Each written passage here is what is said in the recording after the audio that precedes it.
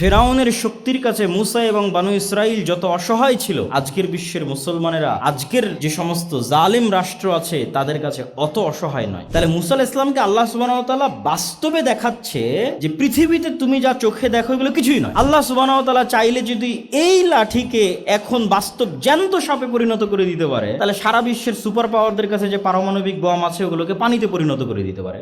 কিন্তু ওই লেভেলের বিশ্বাস, ইয়াকিন মুসলমানদের নাই। তাহলে এখানে সাহাবীরা বাস্তবে দেখতেছে যে জিব্রাইলের অস্তিত্ব, যে পৃথিবীতে জিব্রাইল এক্সিস্ট করে, আছে, ফেরেশতারা আমাদের আশেপাশে আছে, তারা মানুষের রূপ ধারণ করে আসতে পারে, সচক্ষে দেখতেছে। তাহলে ওদের ঈমান কোন লেভেলে থাকবে? ওরা মানুষের সাথে কম্প্রোমাইজ করতে চাইবে, না আল্লাহর ওই সাহায্যের ভরসায় আদর্শ অটল থেকে ঝাঁপিয়ে পড়বে? রাসূল সাল্লাল্লাহু আলাইহি সাল্লামের মুখের পবিত্র গন্ধ ফেরেশতাদের কষ্ট হতো, এই কারণে বারবার রাসূল সাল্লাল্লাহু আলাইহি সাল্লামকে বলতে, আপনি মিসওয়াক করেন, মিসওয়াক করেন, মিসওয়াক করেন। আল্লাহ নবী বলছে, তোমরা কেউ পেঁয়াজ রসুন খেয়ে মসজিদে আসবা না, ফেরেশতাদের কষ্ট হয়। আপনি যদি সারাদিন বিড়ি সিগারেটের মধ্যে, তাহলে আপনার আশেপাশে ফেরেশতা আসবে? তাহলে আপনার আশেপাশে সবসময় কে আছে?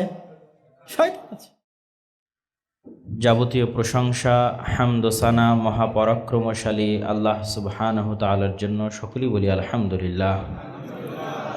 দরুদ ও সালাম বর্ষিত হোক পৃথিবীর সর্বশেষ ও সর্বশ্রেষ্ঠ রাসূল আহমদ মুহাম্মদ মুস্তাফা সাল্লাল্লাহু আলাইহি ওয়াসাল্লামের প্রতি। আজকে অত্র মসজিদে আমার সংক্ষিপ্ত জুমার খুতবার বিষয়বস্তু আল ঈমান বিল গায়ব, অদৃশ্যের উপর বিশ্বাস স্থাপন। আল্লাহ সুবহানাহু তাআলা পবিত্র কোরআন মাজিদে একদম শুরুতেই, যখন পবিত্র কোরআন যালিকাল কিতাবু লা রাইবা ফীহি হুদাল লিল মুত্তাকিন, এটি সেই কিতাব যা মুত্তাকিদের জন্য অবতীর্ণ হয়েছে, বলতে গিয়ে মুত্তাকিদের পরিচয়ে এক নম্বরে উল্লেখ করেছেন ইউমিনুনা বিল গায়ব, যারা অদৃশ্যের উপর বিশ্বাস স্থাপন করে। আমার সংক্ষিপ্ত বিশ্লেষণে মনে হয়েছে অধিকাংশ মুসলমান শুধু মুখে ঈমান আনার কথা বলে, কিন্তু প্রকৃত অর্থে কেউই অদৃশ্যের উপর ইয়াকিন, অদৃশ্যের যে 6টি বিষয়ের উপর ঈমান রাখার কথা বলা হয়েছে, ইয়াকিনের কথা বলা হয়েছে, সেই ইয়াকিন অধিকাংশ মুসলমানের নাই। ইয়াকিন এমন এক স্তর যা বাস্তবে চোখে দেখার যে বিশ্বাস, সেটিকে বলা হয় ইয়াকিনের স্তর। যেমন আপনি জানেন যে আগুন জ্বালিয়ে দেয়, এটিও ইয়াকিনের স্তর নয়। যখন আপনার নিজের হাত আগুনে পুড়ে যাবে এবং আপনি বুঝবেন যে আগুনে পুড়লে কেমন লাগে, তখন যে এই বিষয়ের উপর আপনার বিশ্বাসটা অর্জন হবে যে আসলে আগুন পুড়িয়ে দেয়, এই কথাটার উপর তখনকার বিশ্বাসটা হচ্ছে ইয়াকিন। আপনি জানেন মক্কা মদিনা আছে, লন্ডন আছে, আমেরিকা আছে, কিন্তু কোনোদিন নিজে চোখে দেখেননি। বিশেষ করে যখন অডিও ভিডিও ছিল না, তখনকার যুগের কথা যদি বলি, তো আপনার বিশ্বাস ইয়াকিনের স্তরে পৌঁছে যাবে যখন আপনি নিজে চোখে যাবেন এবং দেখবেন, তখন যে বিশ্বাস সেটি ইয়াকিন। তো অদৃশ্যের বিষয়গুলোর প্রতি আল্লাহ সুবহানাহু তাআলা এমন বিশ্বাসের কথা বলছেন, যেমন বিশ্বাস যেন মানুষ দেখে ফেলেছে অথবা হয়ে গেছে। হয়ে যাওয়া ঘটনার উপর, চোখের সামনে ঘটা ঘটনার উপর মানুষের যেমন বিশ্বাস থাকে, এই জন্য আল্লাহ সুবহানাহু তাআলা পবিত্র কোরআন মাজিদে কিয়ামতের কথা বলতে গিয়ে সবসময় অতীতবাচক, পাস্ট টেন্স, যে কিয়ামত সংঘটিত হয়ে গেছে, এই ধরনের বাক্য এবং শব্দ ব্যবহার করেছে।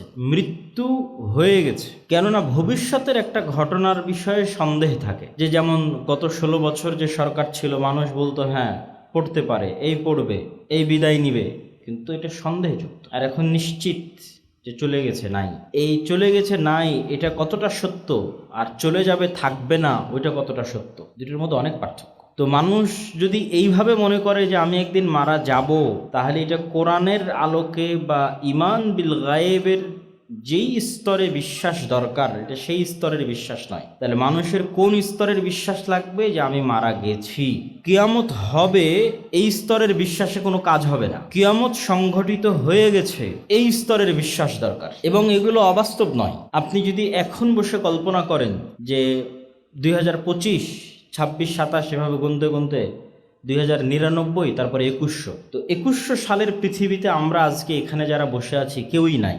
এটাই সত্য যে পৃথিবীতে যখন 2100 সাল আসবে, তখন আমাদের যে গড় আয়ু, আমরা যারা এখানে আজকে উপস্থিত আছি তারা তখন কেউ নাই। তাহলে আমরা কি মারা গেছি। এবং এইরকমই কোনো এক সময় কিয়ামত সংঘটিত হবে, বিচার হবে, জান্নাত জাহান্নামের ফায়সালা হবে। মানুষকে ওই লেভেলের কল্পনা করতে হবে যে হ্যাঁ কিয়ামত হয়ে গেছে, বিচার সম্পন্ন হয়ে গেছে, আল্লাহ সুবহানাহু তাআলা জান্নাত এবং জাহান্নামের ফায়সালা শুনিয়ে দিয়েছেন, এবং আমি এখন হয় জান্নাতে আছি না হয় জাহান্নামে আছি। এটা হলো মানুষের এমন একটা ঠিকানা যার পরে আর হবে বলে কিছু নাই, তার আগ পর্যন্ত সব হয়ে গেছে। তো আপনি যদি কল্পনা করেন যে আল্লাহ সুবহানাহু তাআলার দয়ায় আপনি এবং আমি জান্নাতে চলে গেছি, অতীত কল্পনা, মৃত্যু হয়ে গেছে, কবর সম্পূর্ণ হয়েছে, কিয়ামত সংঘটিত হয়ে গেছে, বিচার সম্পূর্ণ হয়ে গেছে, আমি এবং আপনি এখন জান্নাতে আছি, জান্নাতে চলে গেছি। তারপরেও জান্নাতের যে স্তরভেদ, জান্নাতের যে ফ্যাসিলিটি, যে সুযোগ সুবিধা, দুনিয়ার সুযোগ সুবিধার সাথে জান্নাতের সুযোগ সুবিধার আসমান এবং জমিন পার্থক্য। যেমন দুনিয়াতে একটা মসজিদে আমরা গেলাম যেখানে এসি আছে, এই মসজিদে আসলাম এখানে এসি নাই, এটা দুনিয়ার সুযোগ সুবিধার পার্থক্য। দুনিয়াতেই আর একটা মসজিদে যাব যেখানে ফ্যানও নাই, বিদ্যুৎও নাই, কারেন্টও নাই। দুনিয়ারই একটা মসজিদে যাব যেখানে হয়তো টাইলস আছে, এমন টাইলস যা রোদেও ঠান্ডা থাকে। এগুলো দুনিয়াবি সুযোগ সুবিধাগত পার্থক্য। এর চাইতে বড় পার্থক্য তৈরি হবে জান্নাতে। দুনিয়ার পার্থক্য দেখে মানুষের যতটুকু আফসোস হয় যে ওর বাড়িতে এসি আছে আমার বাড়িতে নাই, ওর বাড়িতে কারেন্ট আছে আমার বাড়িতে নাই, ওর বাড়িতে ফ্রিজ আছে আমার বাড়িতে নাই, এই দুনিয়াবি সামান্য সুযোগ সুবিধা দেখে মানুষের মধ্যে যে আফসোস তৈরি হয়, জান্নাতের সুযোগ সুবিধার পার্থক্য এত বেশি যে ওখানকার আফসোসের মাত্রা হবে আরও বেশি। আমি জাহান্নামের কথা বলতেছি না, জান্নাতে যাওয়ার পর যে আফসোস হবে জান্নাতের সুযোগ সুবিধার পার্থক্যের কারণে। আমাদেরকে যদি সর্বনিম্ন স্তরের জান্নাতও দেওয়া হয় তাহলে তার প্রশস্ততা আসমান এবং জমিনের সমান, তথা একজন ব্যক্তির রাজত্বই থাকবে আসমান এবং জমিনের সমান। এই 1-2 কাঠা নয়, সমগ্র পৃথিবী আল্লাহ সুবহানাহু ওয়া তাআলা তাকে দিয়ে দেবে। কিন্তু তারপরও আফসোস, একটা সুবিধাগত পার্থক্য বলি, যে জান্নাতের একটা ফ্যাসিলিটিগত পার্থক্য। যারা জান্নাতের সর্বোচ্চ স্তরে আছে তারা হয়তো এমনও স্তরে কেউ আছে যে সব সময় আল্লাহ সুবহানাহু ওয়া তাআলাকে দেখছে, এমনও স্তরে কেউ আছে যে হয়তো 1 সপ্তাহে দেখছে, কেউ হয়তো 1 মাসে দেখছে। আর আমরা হয়তো এমন সর্বনিম্ন স্তরে আছি যেখানে মাসকে মাস, বছরকে বছর পার হয়ে গেলেও আল্লাহ সুবহানাহু ওয়া তাআলার সাক্ষাৎ হয় না, দেখা হয় না। শুধু এই একটা সুযোগ সুবিধাগত পার্থক্য জান্নাতীদের হৃদয়ে যেই পরিমাণ আফসোস তৈরি করবে, এটা আমি জাহান্নামীদের হৃদয়ের আফসোস বলছি না। আমরা তো জান্নাতে চলেই গেছি, কিন্তু চলে যাওয়ার পর যে সুযোগ সুবিধার পার্থক্য তৈরি হয়েছে জান্নাতের স্তরে, তার একটা সুবিধাগত পার্থক্য বললাম আল্লাহ সুবহানাহু ওয়া তাআলাকে দেখা এবং না দেখা।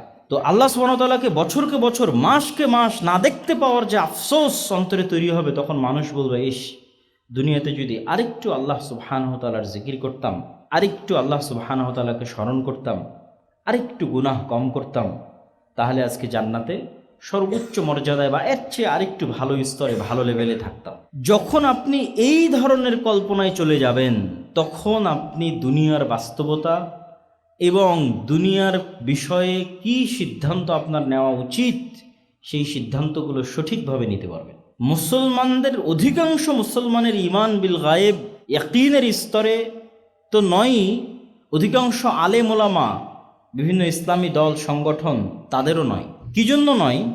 সবাই দুনিয়াবি আসবাব, আল্লাহ সুবহানাহু ওয়া তাআলা দুনিয়াতে কার্যকরণের যে সূত্র নির্ধারণ করেছেন, এটিকেই সবাই সব কিছু মনে করে নিয়েছে। দুনিয়াতে কার্যকরণের কিছু লজিক, কিছু সূত্র আল্লাহ নির্ধারণ করে দিয়েছে, এটা কাজ করে। যেমন আগুন জ্বালাবে, এটা আল্লাহরই দেওয়া নির্ধারণ।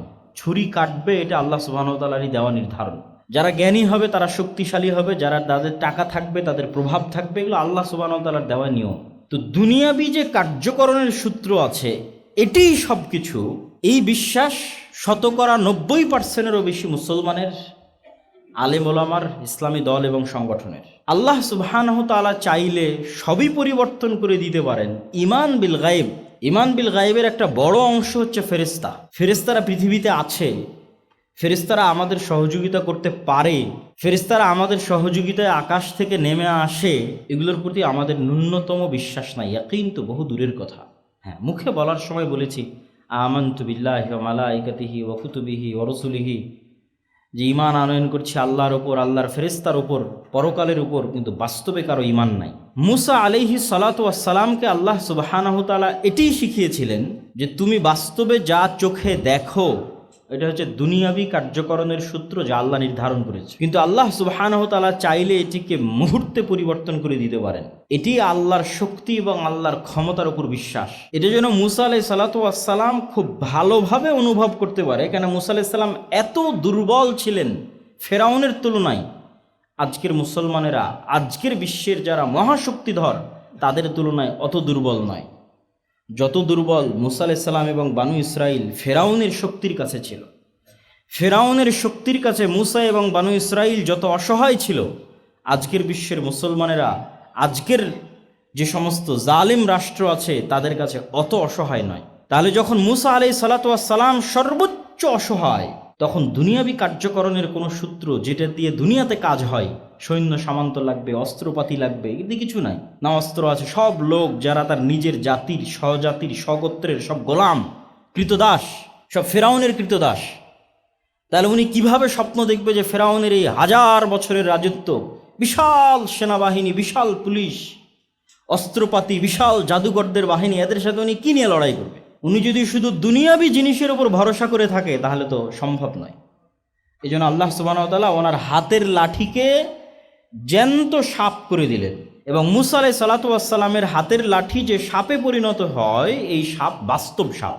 এবং জাদুকরদের সিজদা করার কারণও এটি, কেননা জাদুকরদের হাতেও যে লাঠি ছিল, যে দড়ি ছিল, সেগুলোও কিন্তু সাপ হয়েছিল। মুসা আলাইহিস সালাম তো ওদের সাপ দেখে ভয় পেয়ে গেছে যে এতগুলো সাপ একসাথে ছুটে আসতেছে, তাহলে কেন জাদুকরেরা সিজদা করলো? জাদুকরদের হাতের দড়ি, হাতের লাঠিও সাপ হয়ে গেছে, কিন্তু ওগুলো ছিল জাদুর সাপ, বাস্তব সাপ হয়নি। যেই সাপের বিষ থাকে, যেই সাপ খেয়ে ফেলে, বাস্তব জীবন্ত জ্যান্ত সাপ যেটা মাঠে আছে, এই সাপ হয়নি। কিন্তু মুসা আলাইহিস সালাম যখন তার লাঠি ছেড়ে দিয়েছে, তখন এই লাঠিটা বাস্তব সাপে পরিণত হয়ে গেছে। তখন জাদুকরেরা বলছে তো জাদু নয়, আর একটা লাঠিকে বাস্তব সাপে পরিণত করা তো পৃথিবীতে কারো পক্ষেই সম্ভব নয়। তখন তারা সিজদায় অবনত হয়েছে যে না, ইনি আল্লাহ সুবহানাহু ওয়া তাআলার রাসূল। তাহলে মুসা আলাইহিস সালামকে আল্লাহ সুবহানাহু ওয়া তাআলা বাস্তবে দেখাচ্ছে যে পৃথিবীতে তুমি যা চোখে দেখো এগুলো কিছুই নয়। আল্লাহ সুবহানাহু ওয়া তাআলা চাইলে যদি এই লাঠিকে এখন বাস্তব জ্যান্ত সাপে পরিণত করে দিতে পারে, তাহলে সারা বিশ্বের সুপার পাওয়ারদের কাছে যে পারমাণবিক বম আছে ওগুলোকে পানিতে পরিণত করে দিতে পারে। কিন্তু ওই লেভেলের বিশ্বাস, ইয়াকিন মুসলমানদের নাই।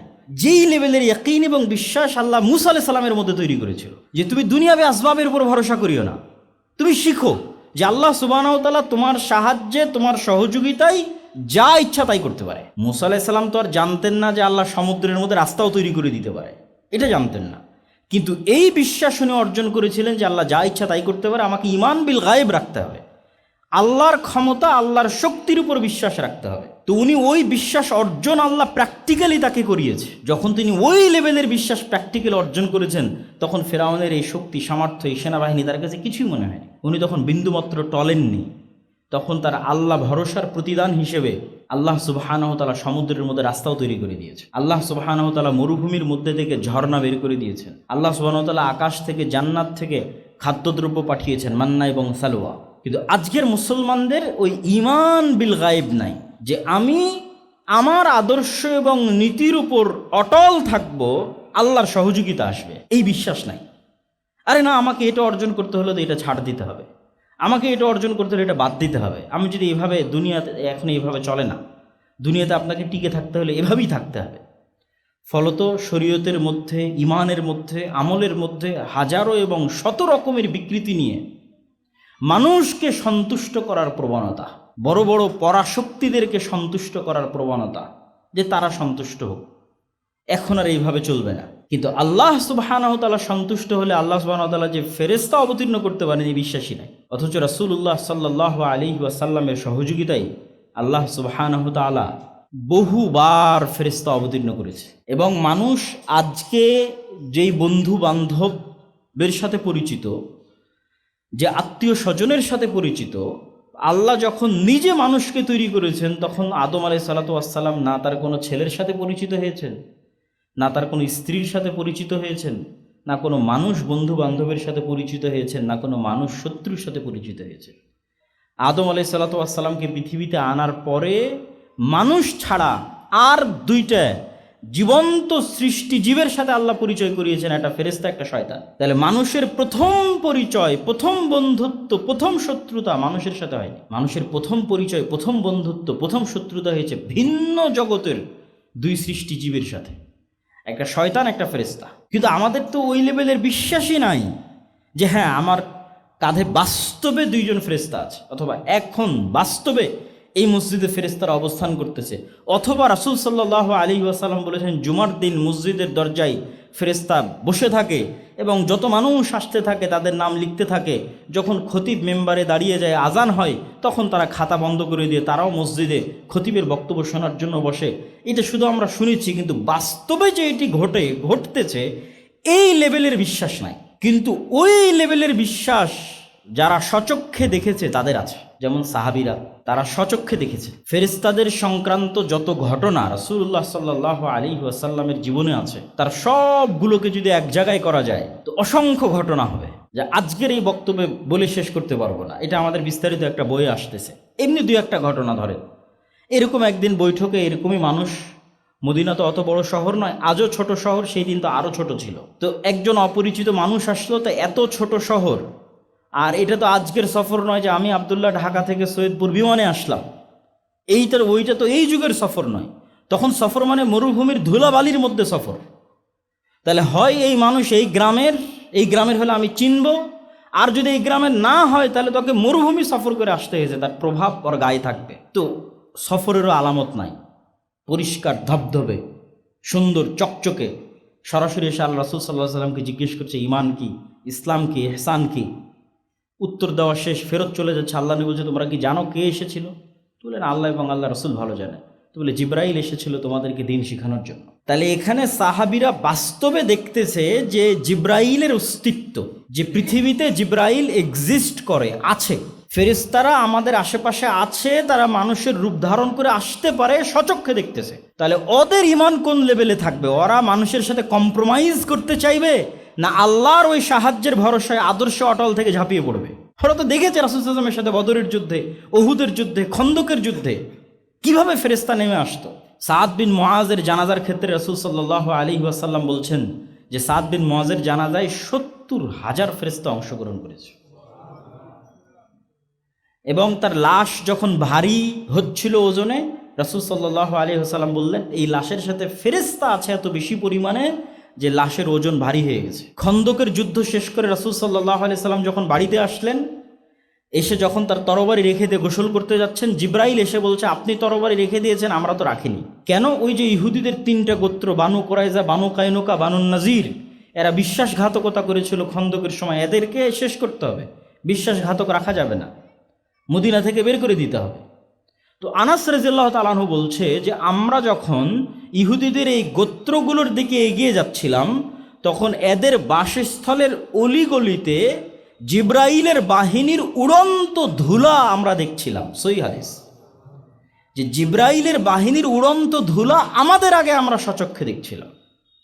তাহলে তারা নিজে চোখে ফেরেশতাদের সহযোগিতা দেখেছে, যে আল্লাহ আসমান থেকে ফেরেশতা পাঠিয়েছে মুহাম্মদ সাল্লাল্লাহু আলাইহি ওয়াসাল্লামকে সহযোগিতা করার জন্য। তাহলে ওদের ঈমান কোন লেভেলের? ঈমান বিল গায়ব, যে ফেরেশতা আছে, ফেরেশতা আমাদের হিসাব লিখছে, এবং ফেরেশতারা আমাদের সাহায্যে পৃথিবীতে নেমে আসতে পারে। এরকম কত অসংখ্য হাদিস, একের পর এক বলতে থাকলে হাদিস শেষ হবে না, শুধু ফেরেশতা সংক্রান্ত হাদিস। কিন্তু আপনি মুসলমানদের কাছে যান, আলেম ওলামাদের কাছে যান, সবাই দুনিয়াবি আসবাবের উপর ভরসা করে আছে। কারো আল্লাহ সুবহানাহু ওয়া তাআলার শক্তি, ক্ষমতা এবং গায়েবের উপর বিশ্বাস নাই, এবং অটল ঈমান নাই। ঈমান বিল গায়েবের উপর ইয়াকিনের স্তরে বিশ্বাস আছে। এরকম 50 জন মানুষও যদি তৈরি হয়, 100 জন মানুষও যদি তৈরি হয়, যাদের সাথে আল্লাহ সুবহানাহু ওয়া তাআলার সম্পর্ক এবং যোগাযোগ অত্যন্ত মজবুত, যারা তাদের জিহ্বাকে ব্যস্ত রাখে আল্লাহ সুবহানাহু ওয়া তাআলার স্মরণে, এবং যাদের সাথে ফেরেশতার বন্ধুত্ব অত্যন্ত মজবুত, যাদের সাথে শয়তানের শত্রুতা অত্যন্ত টপ লেভেলের, এরকম 50-100 জন মানুষ বাংলাদেশের ক্ষমতা না, সারা পৃথিবীর ক্ষমতা দখল করে নিতে পারে। মানে কেউ চিন্তা করতেছে যে সে দুনিয়াবি আসবাব ব্যবহার করে বাংলাদেশের ক্ষমতা দখলে নেবে, আর আল্লাহ সুবহানাহু ওয়া তাআলা কোরআনে বলে রেখেছে সারা পৃথিবীর ক্ষমতা দখলের রাস্তা। কিন্তু লাগবে ঈমান বিল গায়েবের সর্বোচ্চ স্তর, সারা পৃথিবীর ক্ষমতা দখল হয়ে যাবে, শুধু বাংলাদেশ না। আর দুনিয়াবি আসবাবের উপর ভিত্তি করে ক্ষমতা দখল করবেন, আল্লাহ সুবহানাহু ওয়া তাআলার দ্বীনের সাথে কম্প্রোমাইজ করে, ওই আসবাব দিয়ে আল্লাহ আপনাকে অপমান করবে। ওই আসবাব দিয়ে আল্লাহ আপনার পতন ঘটাবে, ওই আসবাব দিয়ে আল্লাহ সুবহানাহু ওয়া তাআলা আপনাকে ছোট করবে। এটা আল্লাহ সুবহানাহু ওয়া তাআলার নিয়ম। মানুষ যখন আল্লাহ ব্যতীত অন্য কাউকে বেশি ভালোবাসে, ইবনুল কাইয়িম রাহিমাহুল্লাহ বলছেন, ওইটা দিয়ে আল্লাহ সুবহানাহু ওয়া তাআলা ওকে কষ্ট দেয়। মনে করেন কোনো একজন মেয়েকে আপনি আল্লাহর চেয়ে বেশি ভালোবেসেছেন, ওই মেয়ে আপনাকে এমন ছেঁকা দেওয়া দিবে, ওইটা দিয়ে আল্লাহ সুবহানাহু ওয়া তাআলা আপনাকে কষ্ট দেবে। এই জন্য ভুলেও কোনো কিছুকে আল্লাহ সুবহানাহু ওয়া তাআলার চেয়ে বেশি বেশি ভালোবাসতে নেই। মনে করেন টাকাকে আপনি আল্লাহ সুবহানাহু ওয়া তাআলার চেয়ে বেশি ভালোবাসতেন, টাকা দিয়ে আল্লাহ সুবহানাহু ওয়া তাআলা আপনাকে ধ্বংস করে দিবে। এটা আল্লাহ সুবহানাহু ওয়া তাআলার নিয়ম। তো ফেরেশতাদের সাথে বন্ধুত্ব, আল্লাহ সুবহানাহু ওয়া তাআলার গায়েবের উপর বিশ্বাস, শয়তানের সাথে শত্রুতা, এটাই আদম আলাইহিস সালাতু ওয়াস সালাম আমাদের আদি পিতা সাথে ঘটেছে, ওটাই আমাদের রাস্তা। এই জন্য আপনাকে এবং আমাকে সতর্ক করার জন্য রাসূলুল্লাহ সাল্লাল্লাহু আলাইহি ওয়াসাল্লাম বলেছেন, মা মিন মাউলুদিন, এমন কোনো আদম সন্তান নেই, জন্ম নেয়নি, যার সাথে দুইজন বন্ধু সবসময় থাকে না।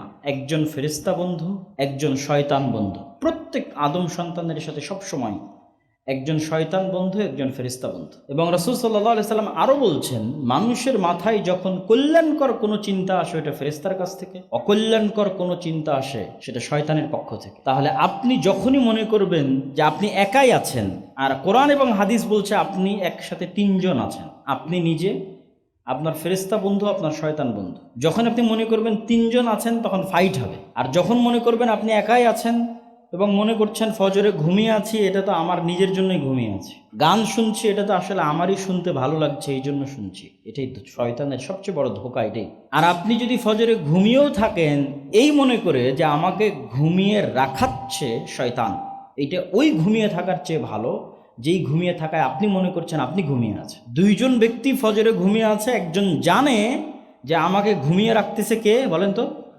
শয়তান। এই ব্যক্তি ভালো ওই ব্যক্তির চেয়ে যে মনে করতেছে যে আমি তো নিজেই ঘুমাচ্ছি। ও আসলে খেলার নিয়ম জানে না। খেলার নিয়ম না জানলে আপনি খেলবেন কীভাবে? মানে ফুটবল খেলতে গেলে তো আপনাকে খেলার নিয়ম জানতে হবে, কোন দিক দিয়ে মারলে গোল হবে, ফাউল যেন না হয়, ঠিক আছে, প্ল্যানটি কী, কীভাবে আউট হয়, নিয়ম না জানলে তো আপনি খেলতে পারবেন না। ক্রিকেট খেলতে গেলে কোন দাগ পার হলে ফোর হবে, কিভাবে পার হলে ছক্কা হবে, বা গ্রামের যত ধরনের খেলা আছে, কিতকিত করে যেটাই হোক, প্রত্যেকটার নিয়ম আছে। ওই নিয়মটা জানলে আপনি খেলতে পারবেন। আপনি তো নিয়মই জানেন না যে এই যে পৃথিবীতে যে আপনি প্রেরিত হয়েছেন, এখানে আপনার সাথে কি গেমটা চলতেছে এটাই তো আপনি জানেন না। আর যদি ন্যূনতম এই জ্ঞানটুকু আপনার কাছে থাকে যে না আমি একা না, একসাথে তিনজন, আমার সাথে একজন শয়তান আছে, একজন ফেরেশতা আছে, তাহলে অন্তত আপনি খেলার নিয়মটা শিখেছেন। ভালো খেলতে পারবেন কি পারবেন না সেটা পরে নির্ভর করছে, নিয়ম তো অন্তত জানেন যে আমার অন্তরে প্রত্যেক যে খারাপ কাজের কথা উদিত হচ্ছে এটা আমার শত্রু শয়তান দিচ্ছে। এখন আমি শয়তানের কথা শুনবো না সেটা আমার ডিসিশন, কিন্তু এটা আমার ডিসিশন নয়, এটা শয়তান আমাকে করতে বলতেছে। আর প্রত্যেক যে কল্যাণকর কাজের কথা আমার মনে উদিত হচ্ছে এটা আমার বন্ধু ফেরেশতা ইলহাম হিসেবে আমাকে দিচ্ছে। আমি নিব কি নিব না, গ্রহণ করব কি করব না সেটা আমার সিদ্ধান্ত। এবং এগুলো বানিয়ে বলতেছি না, রাসূল সাল্লাল্লাহু আলাইহি ওয়াসাল্লামের হাদিসে স্পষ্ট আছে। আমি হয়তো একটু সাজিয়ে গুছিয়ে বলতেছি যে মানুষ যখন সকালে ঘুমিয়ে থাকে তখন শয়তান এসে বলে নাম নাম, ঘুমাও, 3টে গিট দেয়, রাসূল সাল্লাল্লাহু আলাইহি ওয়াসাল্লাম বলছে। তাহলে এটা আপনার ইচ্ছা নয়, এটা শয়তান আপনাকে বলতেছে। এবং আপনি যদি ইন প্র্যাকটিক্যাল লাইফ শয়তানের অস্তিত্ব এবং ফেরেশতার অস্তিত্ব পরীক্ষা করে দেখতে চান, যে আমি বাস্তব জীবনে আজকে আব্দুল্লাহ বিন আব্দুর রাজ্জাকের বক্তব্য পরীক্ষা করতে চাই যে হ্যাঁ শয়তান আছে আর হ্যাঁ ফেরেশতা আছে, তাহলে অসংখ্য পরীক্ষা আছে। 2টা পরীক্ষা আজকে আপনাদের দিয়ে যাই। আর যখন এই রাস্তায় চলা শুরু করবেন তখন অটোমেটিক আপনি আরও ভালো জ্ঞান অর্জন করবেন, আরও ভালো শিখতে থাকবেন। প্রথম পরীক্ষা শয়তান আছে, তার অস্তিত্ব। আপনি খুব ভালো প্রস্তুতি নিয়ে অজু করে, গোসল করে, নতুন জামা কাপড় গায়ে দিয়ে, নিরিবিলি ঘরে দরজা জানলা লাগিয়ে, যেখানে কোনো ডিস্টার্ব নাই, এরকম জায়গায় 2 রাকাত সালাত আদায়ের প্রস্তুতি নেবেন। যেই 2 রাকাত সালাত আদায়ে দুনিয়ার কোনো কথা আপনার মাথায় আসবে না, শুধু আল্লাহর কথাই স্মরণে থাকবে। এই যে এত লম্বা প্রস্তুতি নিয়েছেন, নিজের নাফসের উপর কন্ট্রোল রাখতেছেন, কোনো ডিস্টার্ব নাই, মোবাইল নাই, আওয়াজ নাই, সাউন্ড নাই, কিচ্ছু নাই, সালাত শুরু করেছেন। 2 মিনিট যেতে না যেতে আপনি দেখবেন যে আপনার মন আল্লাহ সুবহানাহু ওয়া তাআলার স্মরণ ব্যতীত কোনো দুনিয়াবি স্মরণে লেগে গেছে, অথচ আপনি বুঝতেই পারেননি, আপনার অজান্তে। মানে যদি আপনার জানতে হতো তাহলে আমি বুঝতাম যে না শয়তান নাই, কিন্তু আপনার মন আপনার অজান্তে, আপনি তো সজাগ আছেন, সচেতন আছেন, যেন আমি পুরো সালাত আল্লাহকে স্মরণে রাখতে পারি, দুনিয়ার কোনো কথা যেন না আসে।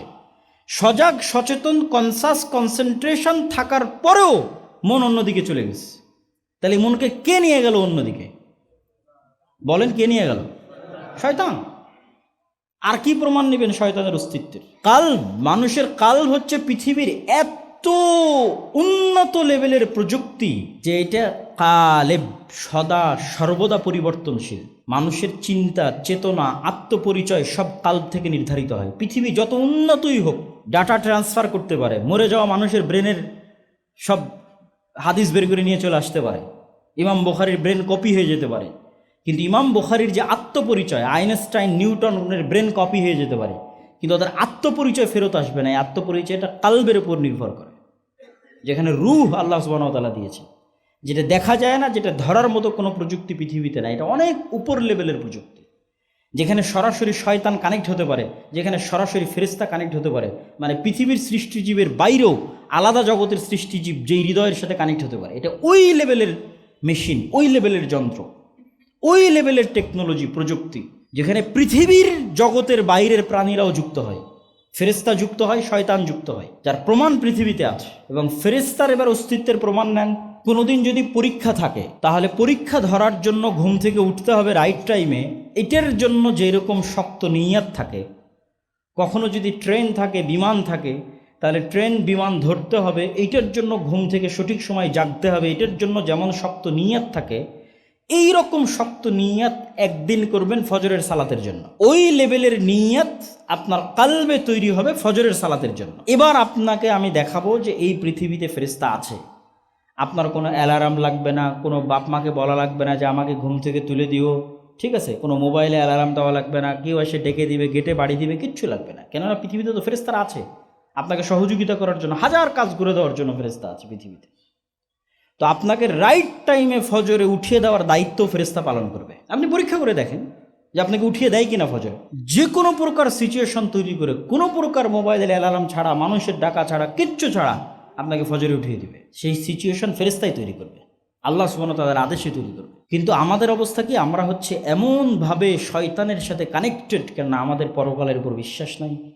আমরা তো চিন্তা করছি মারা যাব, কিয়ামত হবে, এটা তো কখনো চিন্তা করিনি মারা গেছি, কিয়ামত হয়ে গেছে, এখন জান্নাত বা জাহান্নামে আছি, তাহলে কি করা উচিত? ওই লেভেলের তো ইয়াকিন নাই, ফেরেশতাদের উপর ইয়াকিন নাই। তখন আমাদের পুরো লাইফটা হয়ে গেছে শয়তান কেন্দ্রিক। আমাদের বাড়িতে, আশেপাশে, সকল ক্ষেত্রে শয়তানের অ্যাক্সেস। যেমন আমরা মোবাইলের ওয়াইফাইয়ের অ্যাক্সেস দিই, ঠিক আছে, তারপরে বিদ্যুৎ চোরাই লাইন সরবরাহ করি, অ্যাক্সেস দিই আর একজনকে। ওয়াইফাইয়েরটা বেশি কানেক্টিং এই জন্য যে ওটা তার ছাড়াই অ্যাক্সেস পাওয়া যায়, চোখে দেখা যায় না এরকম অ্যাক্সেস। তো এই অ্যাক্সেসও চোখে দেখা যায় না।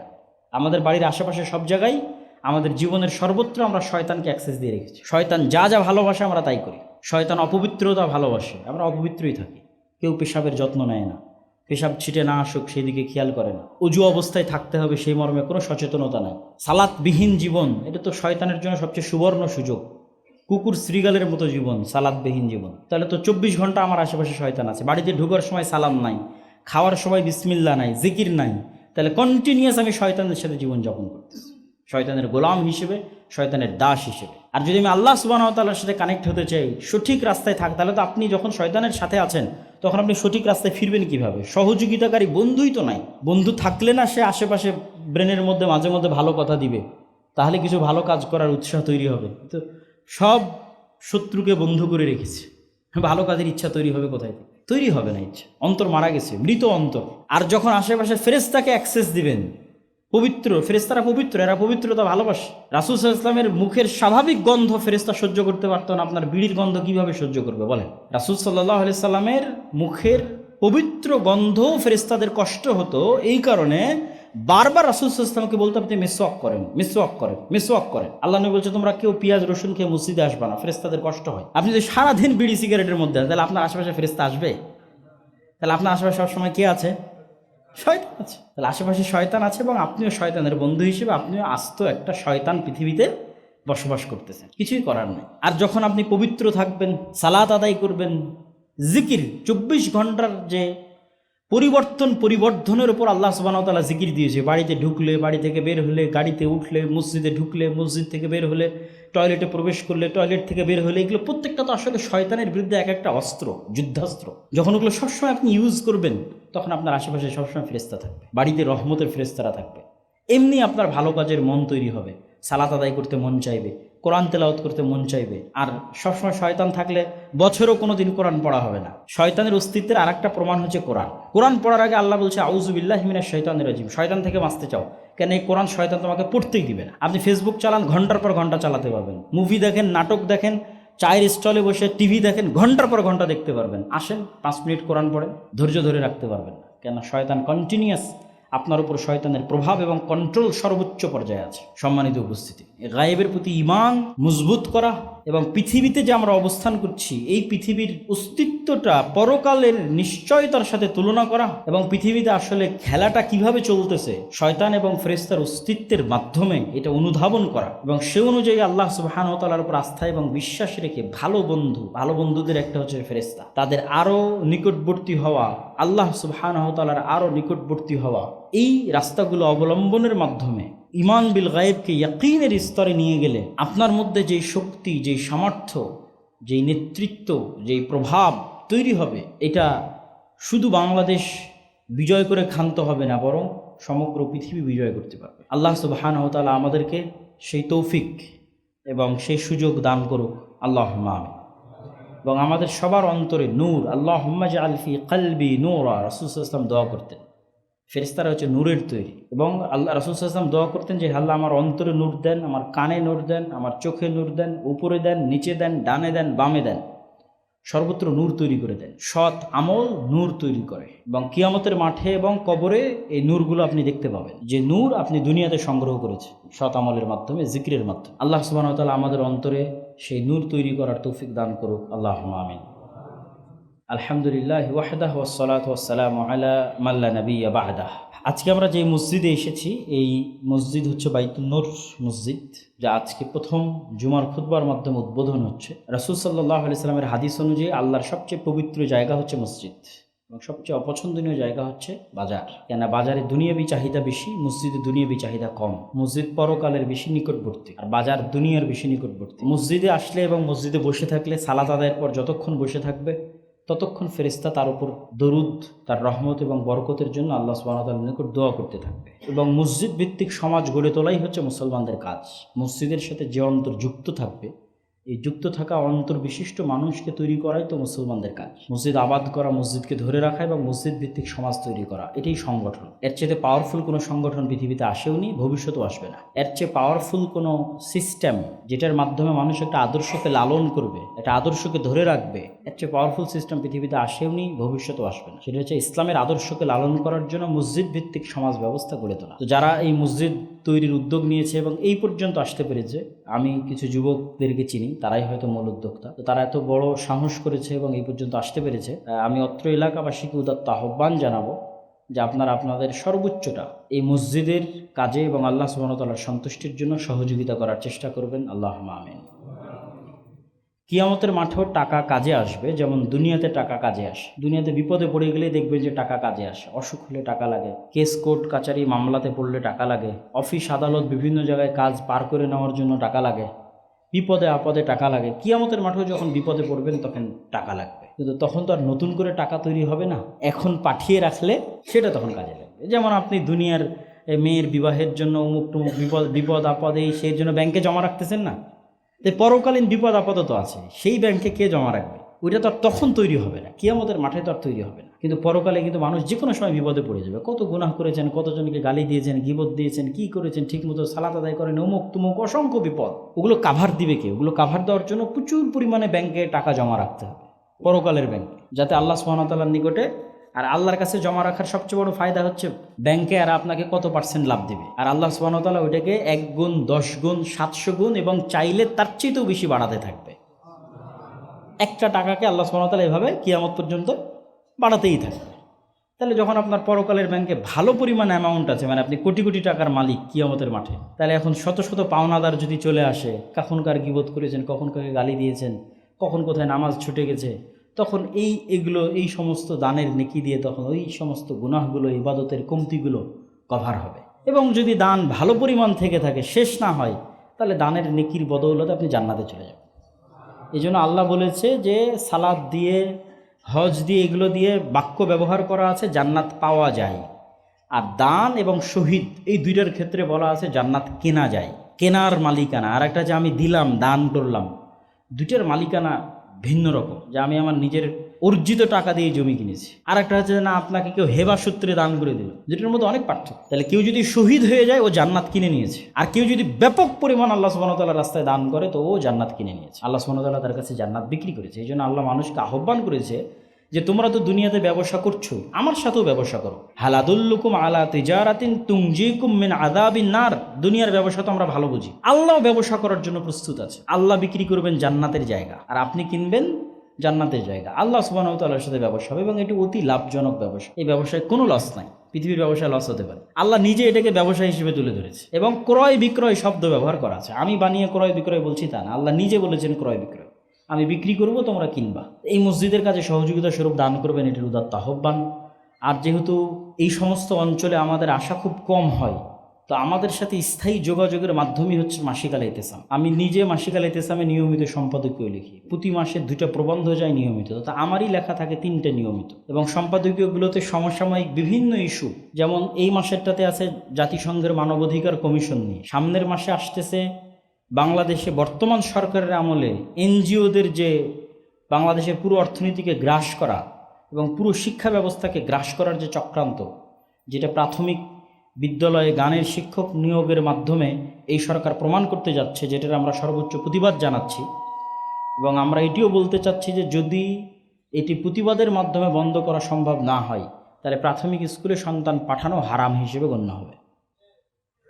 ভিক্ষা করে হলেও প্রাথমিক স্কুলের পাশে সুন্দর আর একটা ইসলামিক স্কুল, ইসলামিক মাদ্রাসা তৈরি করতে হবে, যেখানে কোরআন হাদিস থেকে শুরু করে ইংরেজি, বাংলা, গণিত, সায়েন্স সবই উন্নত মানের শেখানো হবে ইনশাআল্লাহ। তো এই বিষয়ের সম্পাদকীয় আসতেছে সামনের মাসে। তো এই যে মাসিক আল ইতিসামটা প্রতি মাসে আপনাদের কাছে থাকা উচিত, এই মসজিদে আসা উচিত। আরও যারা বিভিন্ন অঞ্চল থেকে আজকে এখানে এসেছেন তাদেরকেও সংগ্রহ করার উদাত্ত আহ্বান জানাবো। আর সর্বোপরি মসজিদ ভিত্তিক মক্তব নিয়ে আমাদের যে কার্যক্রম চলে সেটির সাথে যুক্ত হওয়া। এবার আমাদের মক্তব প্রতিযোগিতা জাতীয় পর্যায়ে টিভি চ্যানেলে আয়োজিত হতে যাচ্ছে, যদি আল্লাহ সুবহানাহু ওয়া তাআলা কবুল করে ইনশাআল্লাহ।